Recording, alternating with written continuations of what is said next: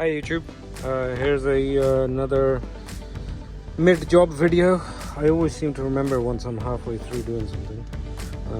I did actually plan to record this previously, but anyways, changing the fuel filter. This is a 2019 Hyundai Sonata 2.4, but I'm sure it'll apply to sort of other similar vehicles, this sort of model. So changing the fuel filter on this. Here's the part number I've got. Fuel filter is apparently in the fuel tank. The one I've got, just open this up for you. Apparently it's part of the tank, the pump assembly. So it comes complete like this. Nevertheless, looking at the job first, the seat comes out. There's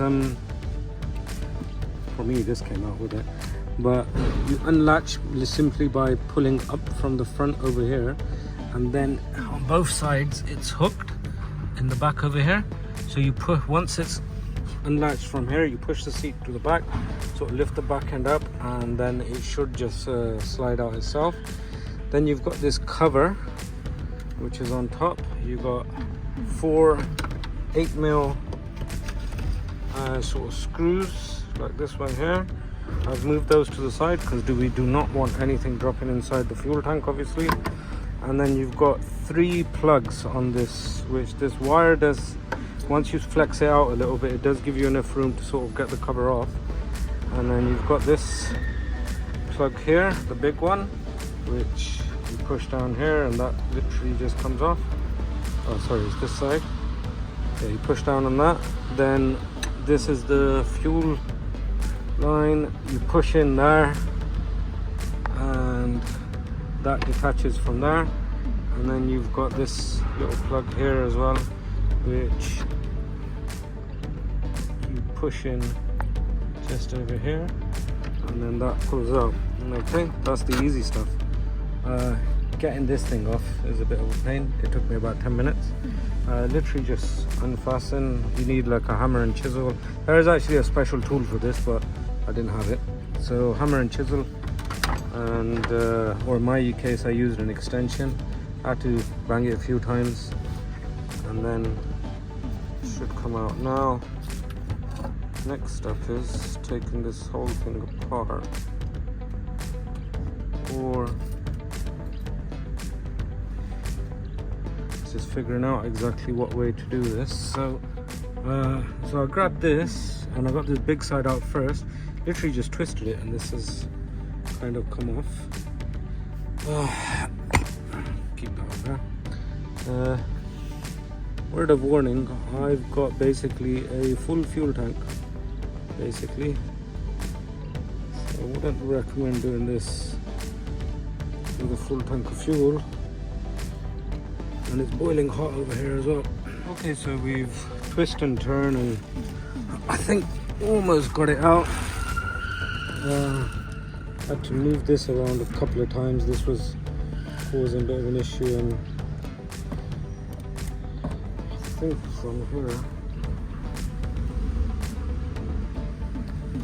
this does have a hell of a lot of fuel in it.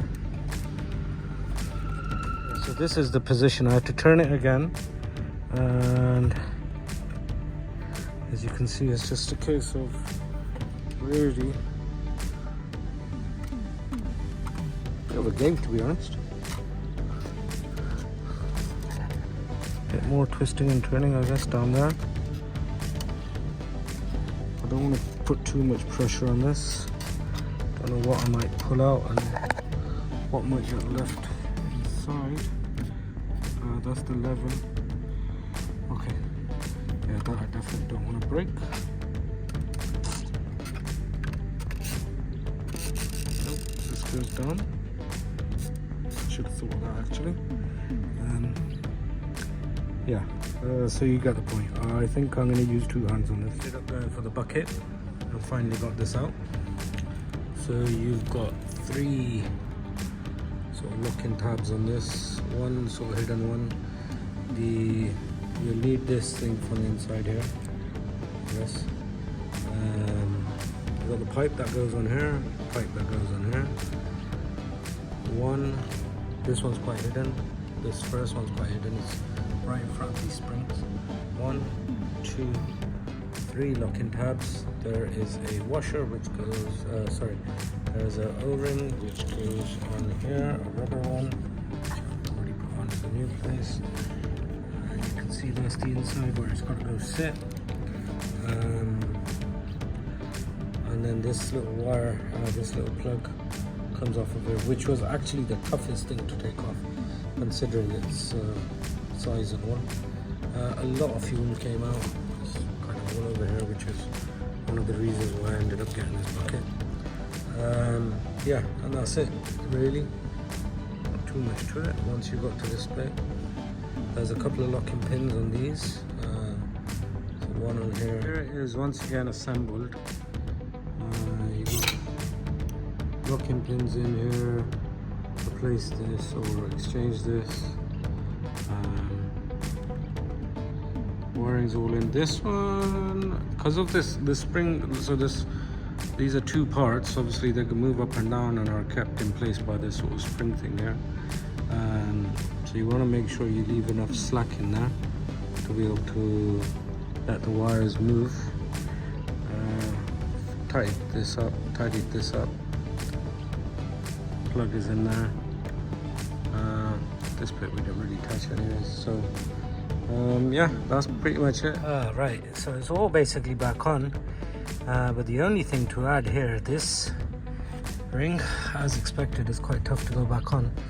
So you can see on mine, I got to get over to the next stage, and that's where it's secure. There's the other one. So I need to get it over to the next tab to make sure it's secure. So what I actually ended up doing to put this lock ring back in place was used 2 mole grips, one on each end or opposite ends of the sort of ring itself.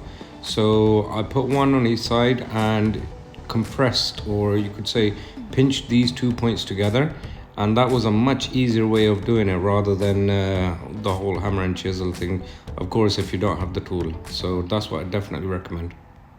So yeah, hope it helps, and thanks for watching.